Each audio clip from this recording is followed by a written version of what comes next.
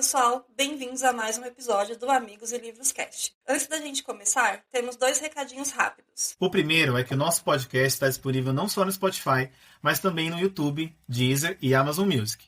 Depois, comenta lá no nosso perfil, o @AmigosLivrosCast, em qual plataforma você costuma ouvir os nossos episódios. Estamos curiosos para saber. E o outro recado é que temos um link de afiliado da Amazon.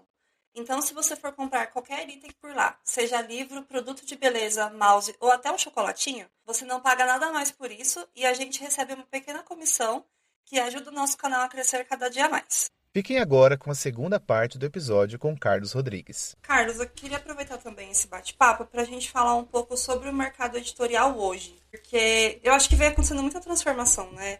A gente tem essa questão do digital que já vem crescendo há alguns anos e imagino que depois da pandemia o boom foi maior ainda.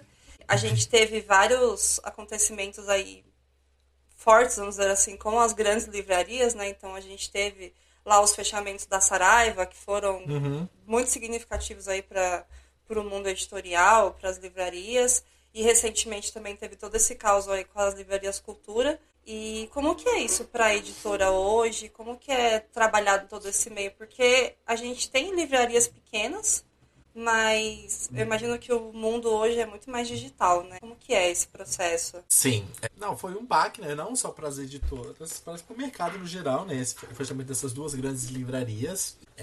O que a gente vê também hoje é que, na verdade, ainda não, né? Existem muitos leitores e que existe espaço, sim, para as livrarias físicas existirem. Tanto que redes como Livraria da Vila, como a própria Leitura, cresceram, né? Com a saída aí da Saraiva e da Saraiva e da Cultura, a Livraria Leitura viu que tinha sim como crescer, né? Tanto que a Leitura hoje tem mais de 120 lojas por aí, 130 se não me engano.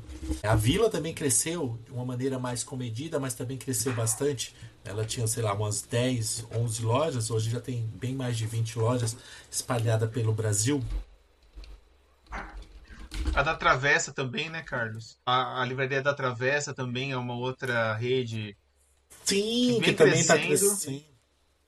Ela estava só no Rio, ela já está no crescendo, Rio. tem no interior de São Paulo. Aqui na capital já tem, eu acho que 3 ou 4. Ela Na tem no capital mesmo tem JK? 2.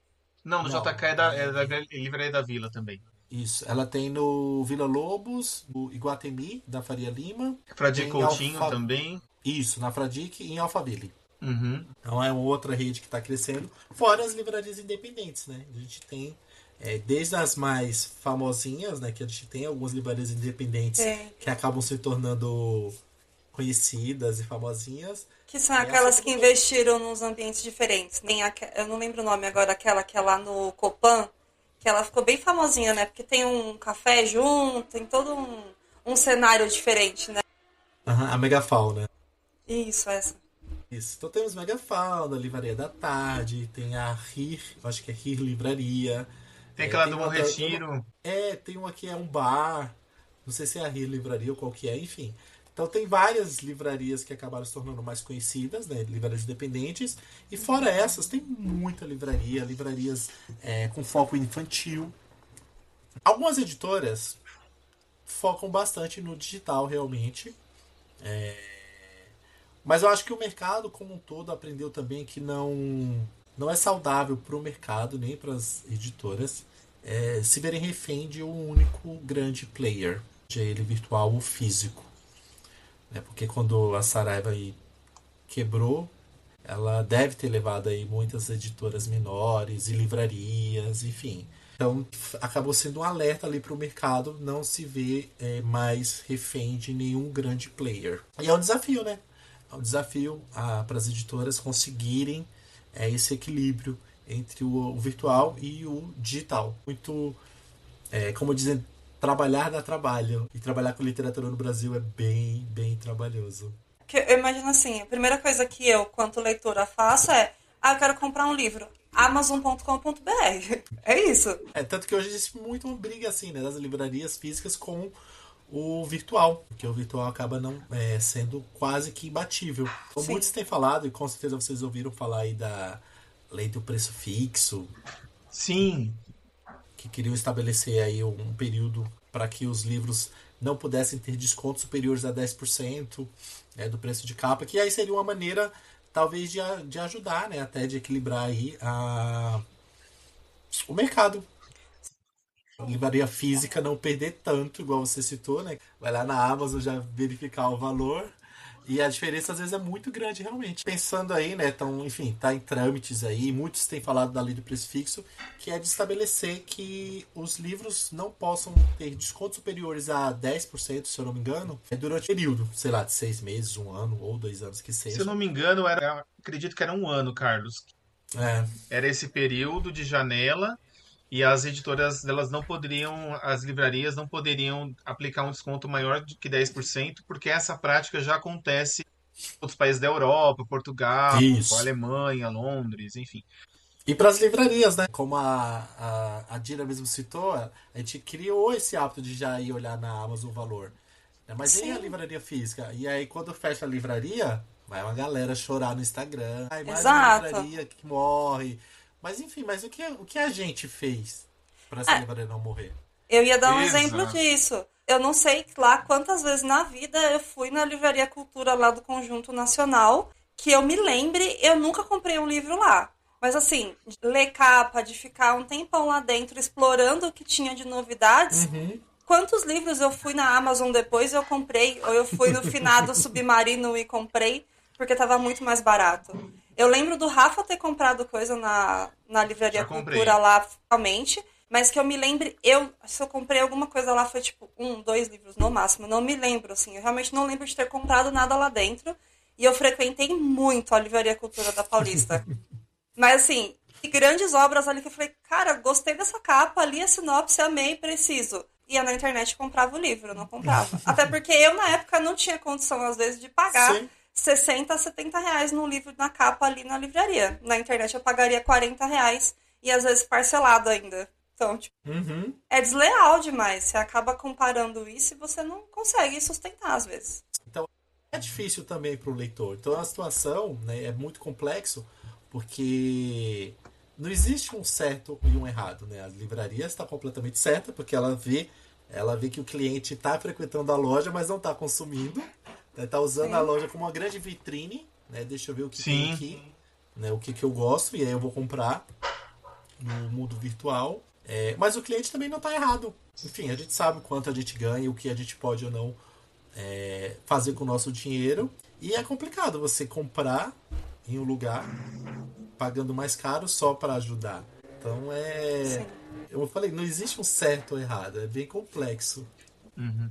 Eu geralmente, agora faz uns 2, 3 meses, quando eu recebo, se tem um lançamento que eu quero muito, muito, muito, e eu tenho uma política assim, eu preciso, se eu for comprar na livraria, eu vou sair da livraria além do livro. Eu não vou sair da livraria para deixar o livro guardado aqui, porque aí para mim não faz o menor sentido. Mas lá perto de onde eu trabalho ali na Vila Olímpia, e lá tem o Shopping JK, que tem a livraria da Vila. E eu fui lá recentemente comprar 2 livros. E o valor dos livros lá pelo valor da Amazon em comparação, era uma diferença assim de R$ 8. Não era uma diferença grande, grande, grande, porque eram livros lançamentos também, então eu acabei comprando 2 lá. Mas tem que ser uma coisa assim, eu preciso sair assim, da livraria e já lendo o livro, porque eu acho que era esse o intuito de você comprar na livraria também. Era uma leitura meio imediata, você precisa disso para ontem, então Sim. eu tenho essa política, pelo menos para comprar livro em livraria tem que ser assim. Agora, se eu para comprar o livro e deixar aqui guardado, aí não faz para mim. Não sei se faz, se vale Aí dá pra essa comprar compra. depois, né?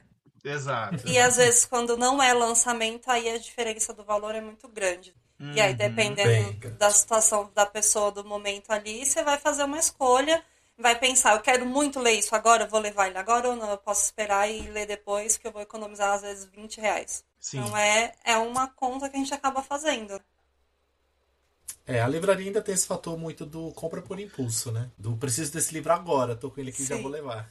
Ou às vezes a pessoa ela tem um aniversário, tem alguma comemoração, ela não vai ter tempo de chegar o livro, então ela vai lá na livraria e compra. Já vi sim. muita gente fazendo isso. Ai, deixa eu contar um caso aleatório. Uma vez, esses amigos secretos de serviço, o pessoal fez a faixa de valor lá, se eu não me engano, acho que era 100 reais a faixa de valor na época. Aí fiz a listinha da Amazon lá e mandei, né, naquele chat anônimo que o pessoal faz de amigo secreto, os livros que Uhum. eu queria. E aí daria pra pessoa facilmente comprar os 4 livros, porque eu já tinha feito a conta dos livros lá. Na época era nessa média de R$ 25. Aí a pessoa. Não, eram 3 livros, lembrei. Eram 3 livros, dava certinho lá os R$ 100. Aí a pessoa, no dia do amigo secreto, me vem com 2 livros. Aí eu falei, mas. Aí depois, como era um amigo próximo, eu fui zoar ele depois. Eu falei, mas não tem R$ 100 aqui. Aí ele, não, é que eu esqueci de pedir os seus livros na internet, eu tive que ir na livraria aqui no shopping comprar. Aí só deu pra comprar 2. Falei, aí você me quebra, né? Porque eu queria 3. E aí foi isso, eu, tipo, ganhei um livro a menos porque ele foi comprar fisicamente. Então. É isso. Você que saiu no prejuízo. Então. Carlos, aí, pra gente continuar, eu e a Indira, a gente tinha feito uma pesquisa há uns dias atrás. Eu vou até acessar a pesquisa aqui pra gente ver junto. Foi uma pesquisa da Publish News que eles publicaram e foi a pesquisa de agosto, que é aquele ranking dos livros mais vendidos. E eu achei interessante, tivemos uma mudança aqui, mas até então não Mas estava é assim. porque é um lançamento. É um lançamento e era também um dado Dan de Brown. agosto. O último que era o de agosto, que estava no site disponível até semana passada, porque eu entrei semana passada, não estava nesse ranking. E foi uma coisa interessante, porque eu estava conversando com a Di sobre isso. Eu fiquei preocupado quando eu entrei nesse ranking da Publish News, porque a maioria dos livros, eu até tinha colocado aqui no roteiro, eram 4 livros de colorir, um de youtuber, 10 livros de autodesenvolvimento, 2 mangás e 3 apenas de ficção que estavam nesse ranking. E agora, a gente entrando aqui, pessoal, quem está ouvindo o podcast vai ouvir isso em primeira mão. Acabamos de entrar aqui no ranking da Publish News. Vamos acessar o de 10 de 2025, o ranking mensal. A gente tem O Segredo Final em primeiro lugar, porque é o lançamento do Dan Brown. Temos 4 livros Bob Goods na sequência. Depois, Psicologia Financeira, Coisa de Rico, Um Só Jogo, A Hora da Estrela, da Clarice Lispector, um livro infantil, Perigoso, esse livro contém coelhos, A Empregada, da Frida, acredito que seja por conta da adaptação que está chegando aí em dezembro, o livro do Elon Monster Books, que é um livro de youtuber, depois Hábitos Atômicos, Abigail, que é um livro infantil, depois Nunca Minta, da Frida McFadden também. Jantar Secreto, do Rafael Montes, acredito também por conta da adaptação da série do Dias Perfeitos, que tem na Globoplay. O Poder da Autorresponsabilidade, Círculo dos Dias, do Kim Follett. Ganha o Mundo Sem Perder a Alma e Verity. Carlos, agora está um pouco mais equilibrada essa lista. Quando eu tinha visto na semana passada para a gente poder trazer esse tópico aqui por podcast, eu falei, o brasileiro tá lendo mais livro de autodesenvolvimento do que qualquer outro gênero.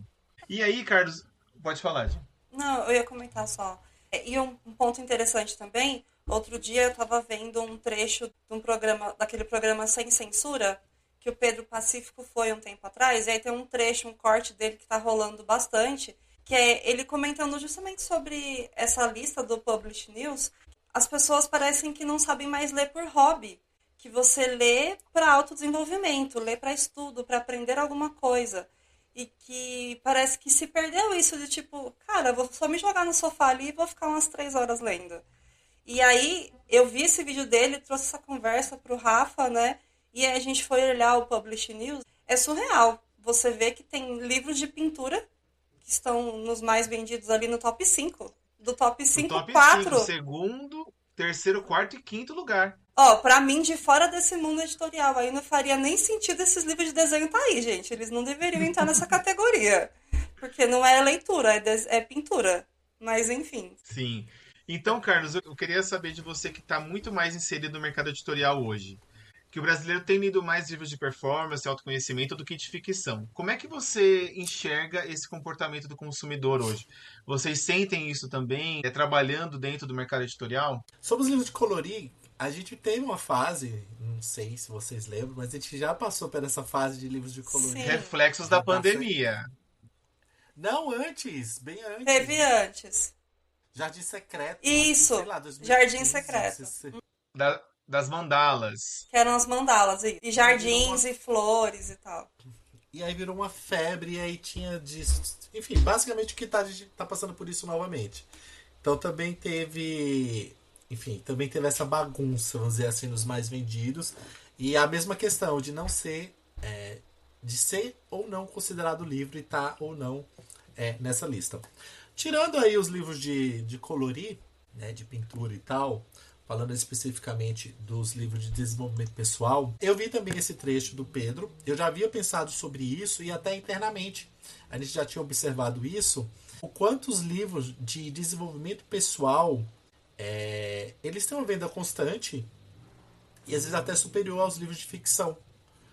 E eu acho que é justamente isso, né? Até mesmo pós-pandemia, eu acho que a busca por livros que te ajudem a ser pessoas melhores, a equilibrar suas emoções, tiveram uma procura maior, porque as pessoas no geral ficaram meio emocionalmente bagunçadas.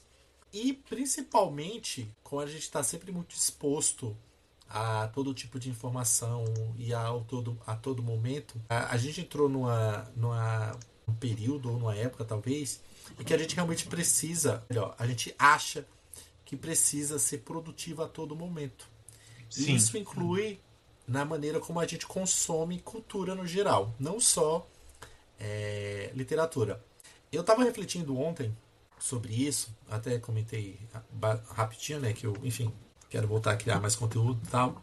E eu estava pensando o quanto a literatura, não só a literatura, né, mas falando de literatura, ela traz esse aspecto de inteligência, de ser erudito e tal.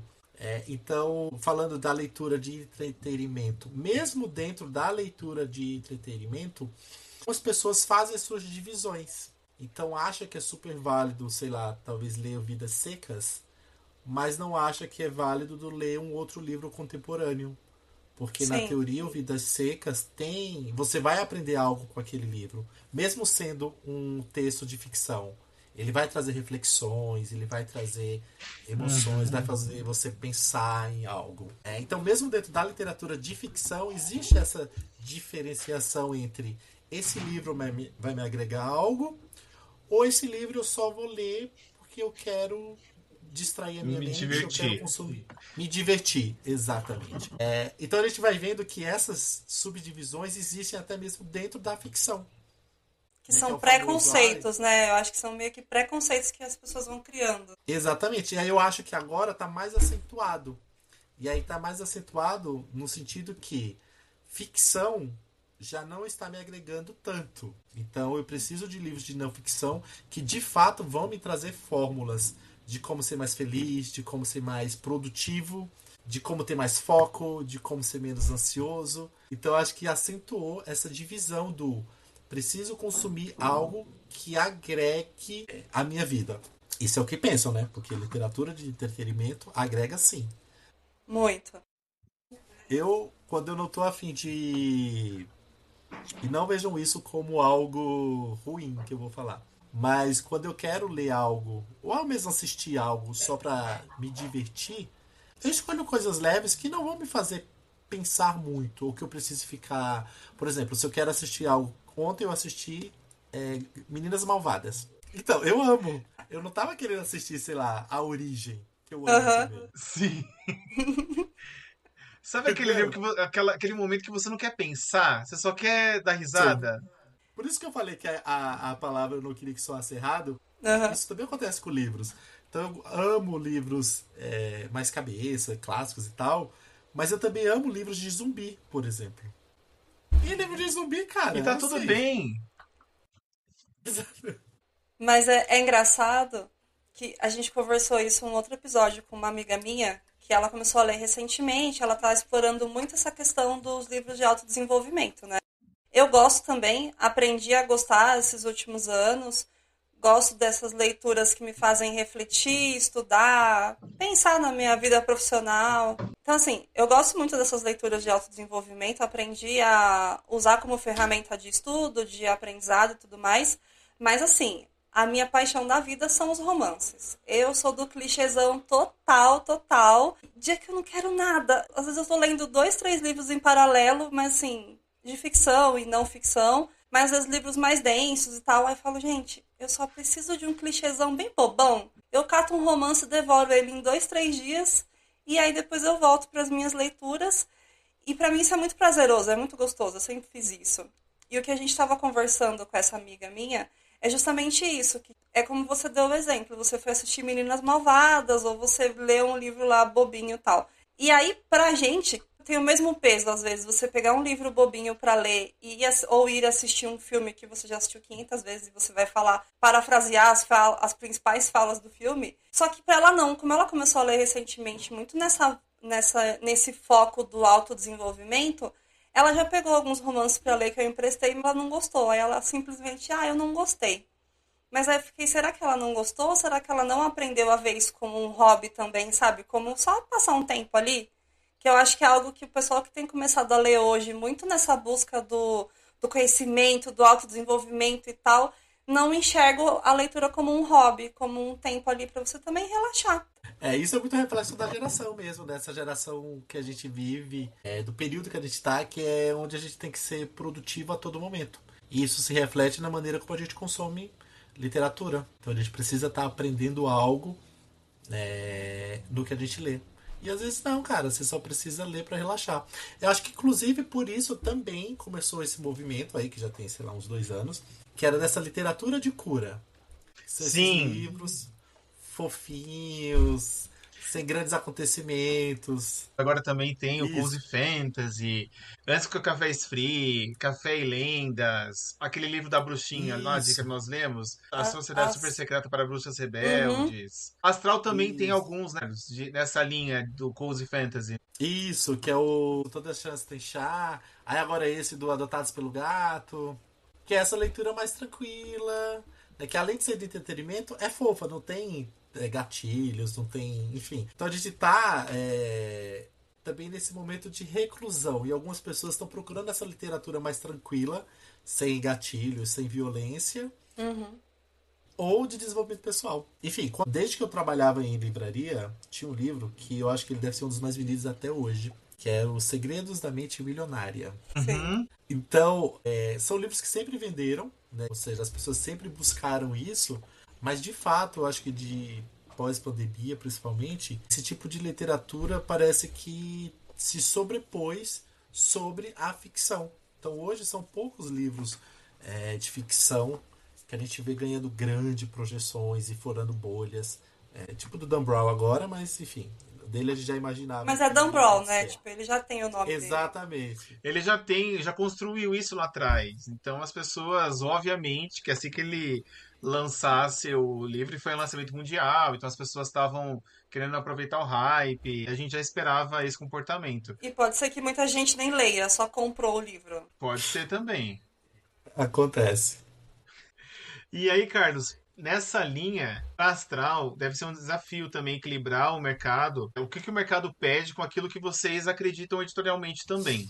Como vocês lidam com isso dentro da astral? Essa expectativa do público versus o que vocês acreditam, o que vocês publicam? Acaba sendo mais uma questão, inclusive, mais da diretoria com o editorial em si, né, que é a definição da linha editorial da editora, né, que vai ser lançado na grade do ano ali. Mas assim, tem a linha editorial, né, da editora, né, o que a editora gosta de lançar, e tem aquilo que o mercado pede. Por exemplo, quando a gente começou a lançar bastante fantasia, é porque a fantasia estava muito em alta. Tinha Cotar e tudo mais.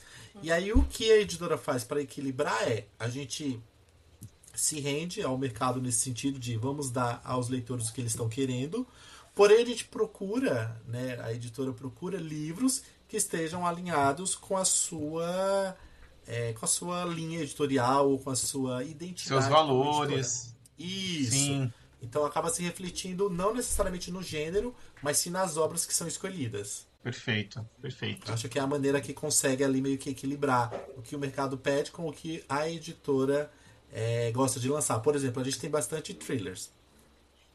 Mas, se você já leu ou conhece, né, a maioria dos nossos thrillers, vocês vão ver que nós não temos muitos thrillers sangrentos. O Homem de Palha a gente tem, né? Um assassino em série, etc.